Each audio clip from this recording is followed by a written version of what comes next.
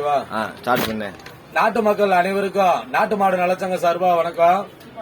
அதிகபட்சம் ஒரு நிமிஷம் இந்த வீடியோ பாருங்க. பிடிச்சவங்க அப்படியே ஷேர் பண்ணுங்க. வாட்ஸ்அப், பேஸ்புக் குரூப், இன்ஸ்டாகிராம் எதுல போட முடியுமோ போடுங்க.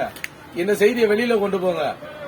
மீண்டும் ஜல்லிக்கட்டையும் மாட்டு வண்டி பந்தயத்தையும் தடை செய்ய சொல்லி பீட்டா மறு சீராய்வு பெட்டிஷன் போட்டாங்க. அந்த பெட்டிஷனை வழக்கு விசாரணைக்கு வாங்கியிருக்கு உச்சநீதிமன்றம்.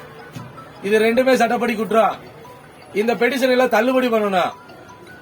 வழக்கு விசாரணைக்கு எடுத்தது வராண்டு மீண்டும் ஜல்லிக்கட்டு தடை செய்தான். ஏன்னா நீதிமன்றத்துக்கு நடைமுறை சட்டம் இருக்கு. சட்டத்துக்கு உட்பட்டு சட்டத்துக்கு ஆரவா இருக்கிற பெட்டிஷனை மட்டும்தான் வழக்கு விசாரணைக்கு எடுக்கணும். சட்டத்துக்கு எதிராக யாராவது ஒருத்தர் பெட்டிஷன் கொடுத்தா தள்ளுபடி பண்ணணும். ஜல்லிக்கட்டை 2 சட்டம் நடத்த சொல்லுது. ஜல்லிக்கட்டை தடை செய்ய சொல்லி 2 சட்டத்துக்கு எதிராக கொடுக்கிற பெட்டிஷனை வழக்கு விசாரணைக்கு வாங்கினது பெரிய குற்றம். இப்ப நீதிபதி பெருசா சட்டம் பெருசா?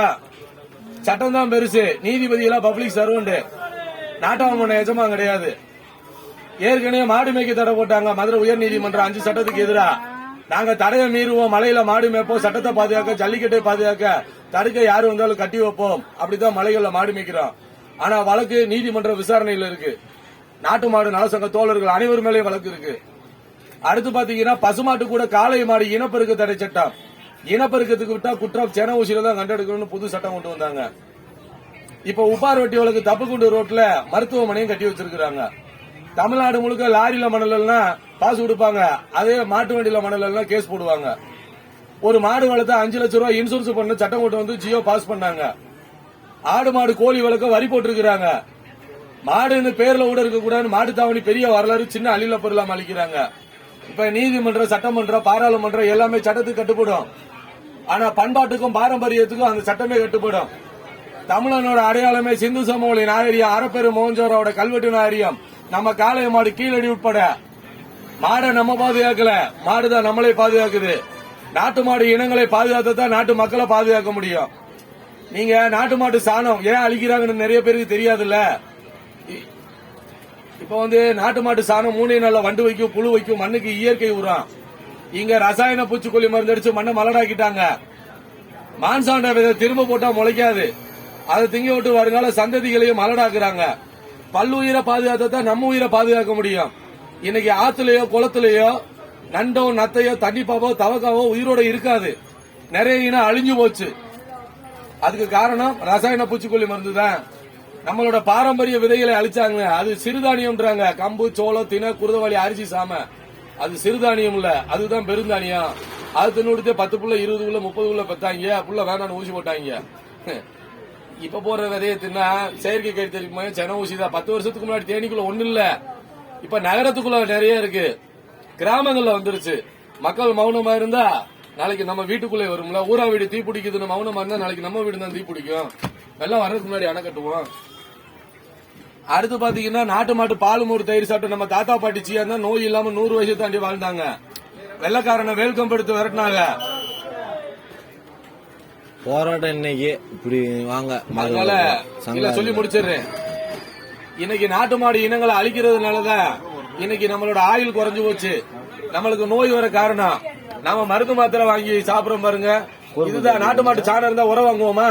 பாரம்பரிய விதைகள் இருந்தா இன்னைக்கு மான்சாண்ட விதைகள் வாங்குவோமா? நோய் இல்லைன்னா மாத்திரை வாங்குவோமா? ஊசி ஓடுவோமா? இல்ல சென ஊசியில தான் புள்ள பார்ப்போமா? இயற்கையா வரவனால புள்ள பார்க்க முடியலன்னா இன்ஜெக்ஷன் வர எப்படிங்க புள்ள பார்ப்பான்? ஆட்டை கடிச்சு மாட்டை கடிச்சு மனுஷனை நேரடியா கடிச்சிட்டு இருக்கானுங்க. மக்கள் மௌனமா இருக்காதீங்க. 1 லிட்டர் பச்சை தண்ணி 20 ரூபாய்க்கு விற்கிற மாதிரி நம்மளே 2000 3000 கொடுத்துட்டு போயிட்டே இருப்பானுங்க. கேள்வி கேட்க ஆளு இல்லைன்னா எங்களுக்கு கொள்கை இருக்குனால கவிதையை சொல்லி உள் வாங்கிக்கோங்க. இது எங்க சங்க கொள்கை. பூமி உருண்டை சுத்துற வரைக்குமே மலை மாடுகள் மலையில தான் மேயும், பந்தய மாடுகள் ஓடும், சல்லி மாடுகள் பாயும். இந்த சிங்கம், சிறுத்தை, புலிகள் பதுங்கி பாயும். சல்லி மாடு நாட்டு மாடுனா பதுங்காம பாயும். அது சென்னை வள்ளுவர் கோட்டத்திலையும் பாயும். கடவுளுக்கு முன் தோன்றிய காளை மாடு துணை, யமனுக்கு முன் தோன்றிய எரும மாடு துணை. எழுத்துக்கள் எல்லாம் எண்ணுக்குள் அடங்கும், எண்ணி எதுக்கு அடங்காது. அது மாதிரி சித்தாந்தத்துக்குள்ள கட்சிகள் அடங்கலாம், காளை மாடு யாருக்கு அடங்காது. நம்ம கிட்ட இருக்கிற சொத்து நம்மளை பாதுகாக்காது, நம்ம கிட்ட இருக்கிற சத்து தான் பாதுகாக்கும். கோடி கோடியாய் சொத்து சேர்ப்பது மனித உயிரை பாதுகாக்காது.